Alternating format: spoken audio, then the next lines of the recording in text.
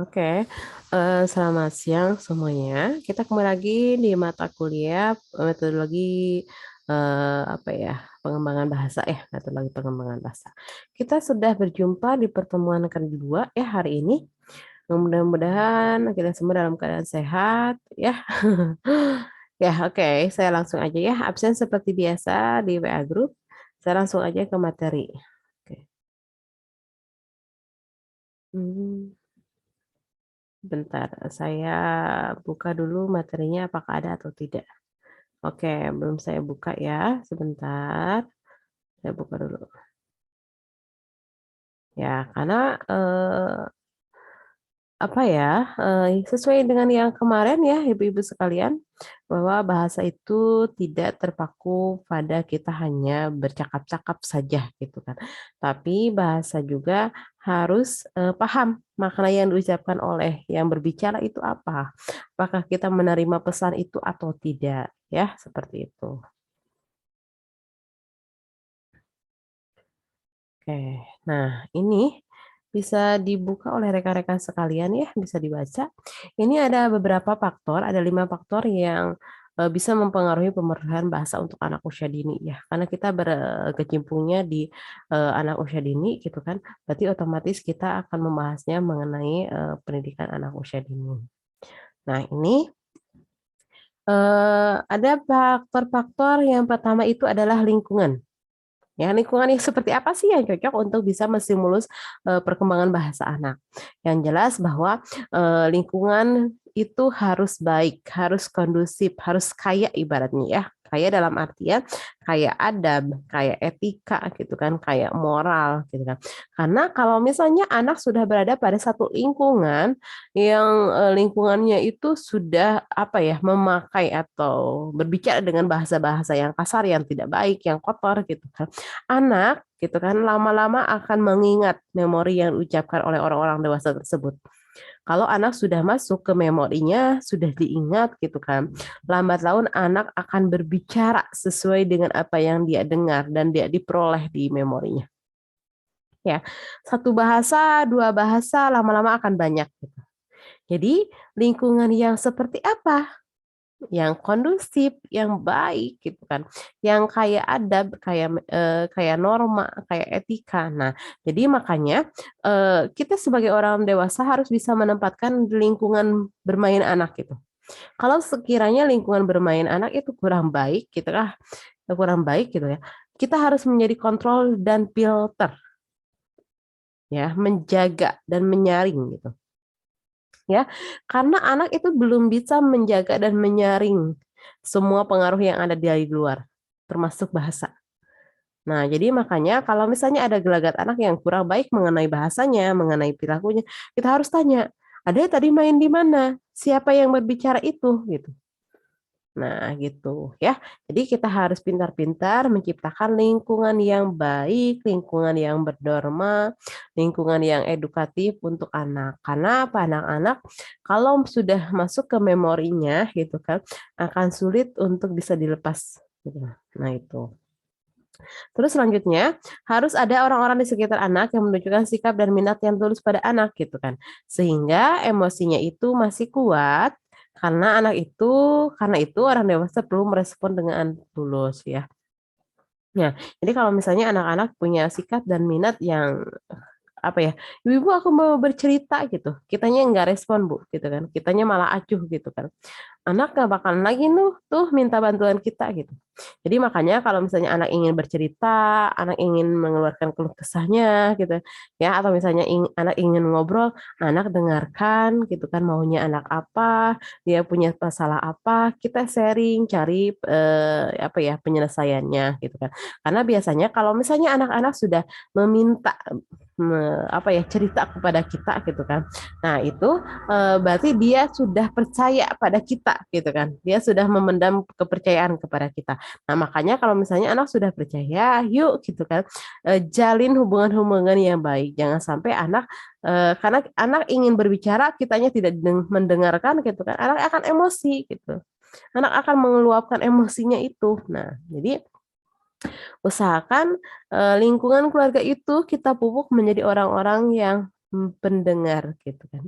Nah, itu. Jadi anak cukup kok jangan hanya untuk didengarkan. Anak sebetulnya tidak meminta untuk diberikan hal-hal yang lebih, tidak diberikan hal-hal yang pasaran yang mahal gitu kan.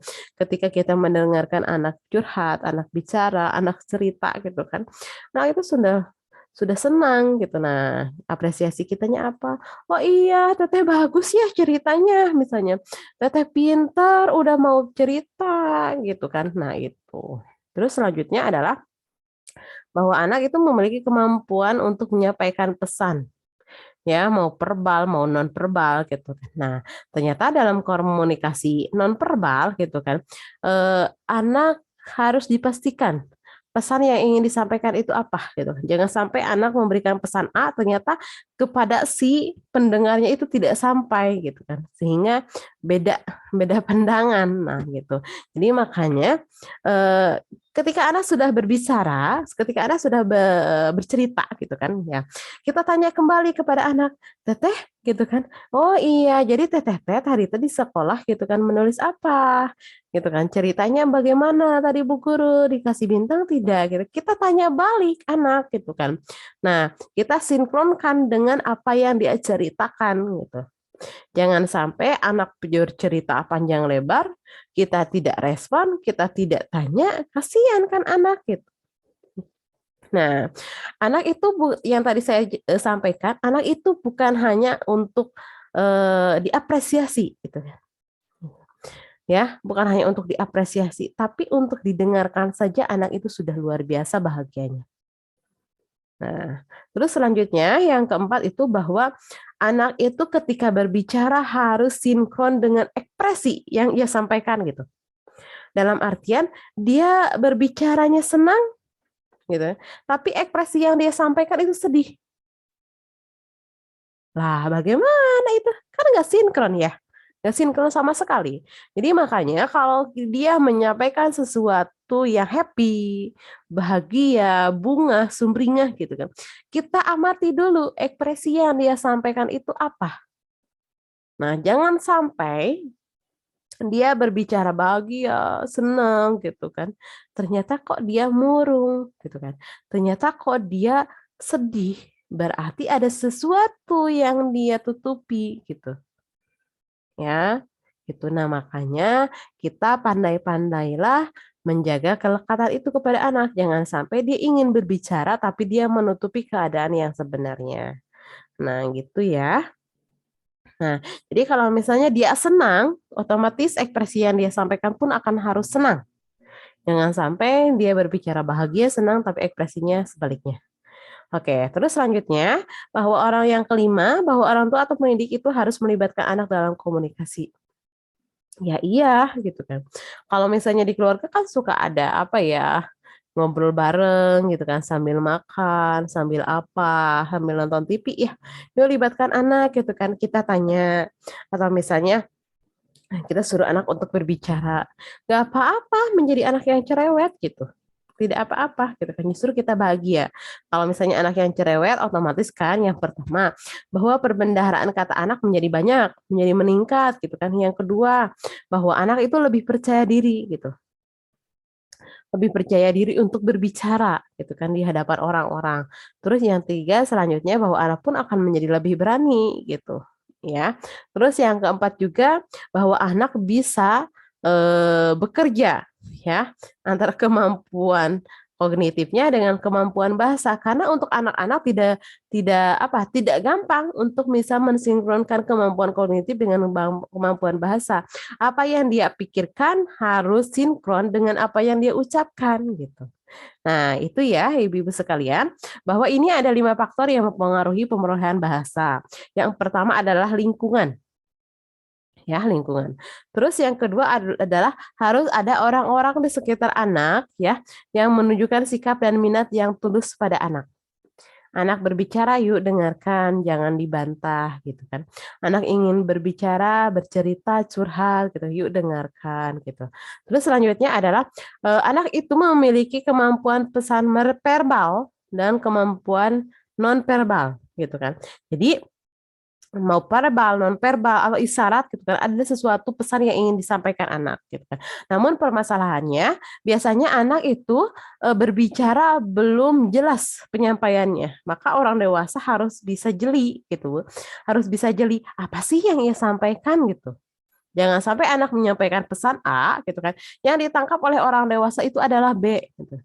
Ya. Terus yang keempat adalah ternyata harus ada sinkronisasi ekspresi yang disampaikan oleh anak dengan raut muka. Ya. Terus yang kelima yang terakhir adalah harus orang tua atau pendidik itu harus melibatkan anak dalam komunikasi.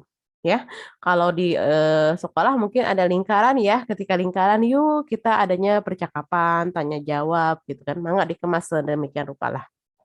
Nah, itu untuk rekan-rekan sekalian ya, untuk hari ini kita membahas tentang faktor-faktor yang mempengaruhi pemulihan bahasa anak. Ya, ada 5 faktor.